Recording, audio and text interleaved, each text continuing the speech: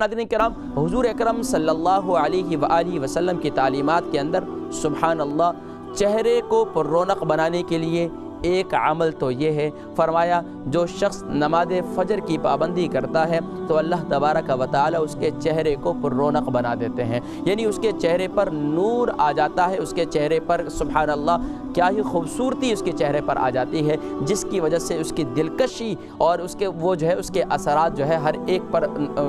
وہ جو ہے ظاہر ہوتے ہیں اور ہر ایک اس کو محسوس کرتا ہے۔ ناظرین کرام، یہ تو ایک دین کے لحاظ سے ہمیں اس عمل کی طرف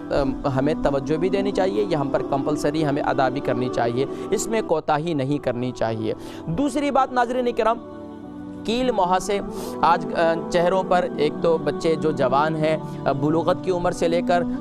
شادی تک کی جو عمر ہے، اس میں اکثر نوجوان بچے اور بچیاں، یہ نوجوان لڑکے اور لڑکیاں، انہیں چہرے پر دانے ہو جاتے ہیں، چہرے پر کیل مہاسے ہو جاتے ہیں، اور اس کے لیے پھر وہ ایسی چیزوں کا سہارا لیتے ہیں جس سے بجائے فائدہ ہونے کے نقصانات ہوتے ہیں۔ اور یہ پھر یہی نہیں کہ صرف اس کے ساتھ ساتھ ناظرین کرام ہم جو کھاتے ہیں نا اس کے اثرات بھی ہوتے ہیں۔ بعض لوگ ایسے ہوتے ہیں کہ جن کو 30 سال کی عمر میں، خاص طور پر یہ خواتین کے اندر یہ معاملات زیادہ پیدا ہوتے ہیں، اور ہمیشہ خواتین ہی احساس کمتری کا شکار ہو جاتی ہیں۔ اور افسوس کے ساتھ کہ آج، پہلے تو صرف سنا تھا کہ دلہن ہی جو ہے وہ بیوٹی پارلر میں تیار ہوتی ہیں، آج تو افسوس کے ساتھ نوجوان ہمارے دھلے بھی بیوٹی پارلر میں تیار ہوتے ہیں۔ قربان جائیے، یقین جانیے، دھولے پر جو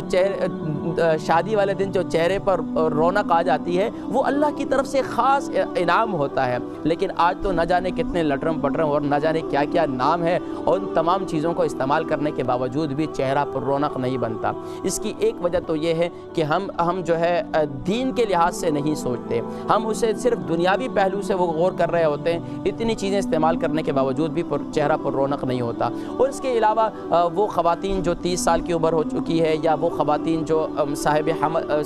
یعنی کہ حاملہ خواتین ہوتی ہیں، یعنی پریگننٹ خواتین ہوتی ہیں، یا وہ خواتین جو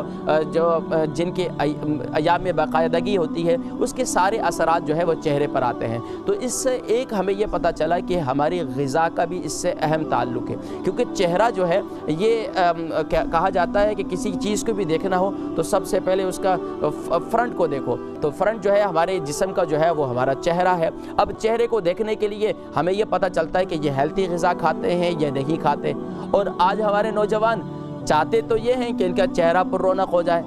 چاہتی تو یہ ہے ان کا چہرہ پر رونق ہو جائے، لیکن کھاتے سارے جنک فوڈ ہیں۔ کھاتے کیا ہیں؟ ادھر برگر، ادھر پیزا، ادھر ڈرنک، اور ادھر نہ جانے کیا کیا، اور سب کچھ کھائیں، اور پھر دنیا جہان کے لٹرم پٹرم بھی چہرے پر ملتے ہیں، اس کے باوجود بھی چہرہ پر رونق نہیں ہوتا۔ اس کی کیا وجوہات ہیں؟ یہ ہمیں ان وجوہات پر بھی غور کرنا ہے۔